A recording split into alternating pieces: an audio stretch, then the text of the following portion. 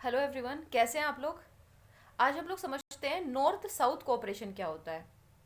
Equator के ऊपर northern में है ना, जो नॉर्दर्न हेमिस्फेयर है वहाँ पे ज़्यादातर डेवलप्ड कंट्रीज़ हैं और साउथ में सदर्न हेमिस्फेयर में डेवलपिंग कंट्रीज़ हैं। ठीक है ना, तो जब ये दोनों कंट्रीज़, डेवलप्ड कंट्रीज़ और डेवलपिंग कंट्री, आपस में मिलके एक दूसरे को सपोर्ट कह लीजिए या यूज कह लीजिए, ठीक है ना, करते हैं, तो उसको नॉर्थ साउथ कोऑपरेशन वो बन जाता है। ठीक है ना, पहले क्या होता था कि जो डेवलप्ड कंट्रीज हैं वो डेवलपिंग कंट्रीज जो हैं उनको कॉलोनीज बनाती थी, है ना, क्योंकि वो काफ़ी एक तरह से कह लीजिए इंडस्ट्रियल वाइज है ना, वो लोग काफ़ी आगे थे।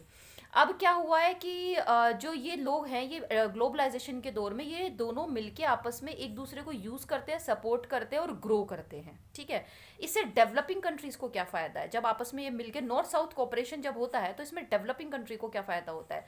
डेवलपिंग कंट्री को फ़ायदा होता है, सबसे पहला इन्वेस्टमेंट का फ़ायदा होता है, उनको पैसा मिलता है। ठीक है ना, उनके देश में इन्वेस्टमेंट हो रहा है।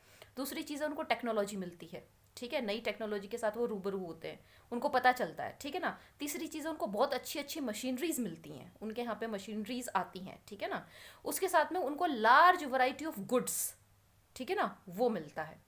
अब जो डेवलप्ड कंट्री हैं उनको इससे क्या फ़ायदा है। सबसे पहली बात, उनको एक बहुत बड़ा मार्केट मिलता है ना, अपने गुड्स को एक तरीके से वहाँ पे सेल करने के लिए। ठीक है ना, दूसरी चीज़, उनको रॉ मटेरियल मिलता है, उनको नेचुरल रिसोर्सेज मिलते हैं। ठीक है ना, उनको चीप लेबर मिलता है।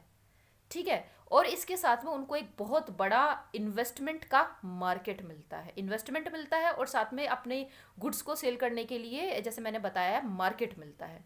तो ये होता है north south cooperation in international relations. I hope आपको ये जो था ये क्लियर हुआ होगा। Thank you so much for watching. Stay tune for next video. Take care.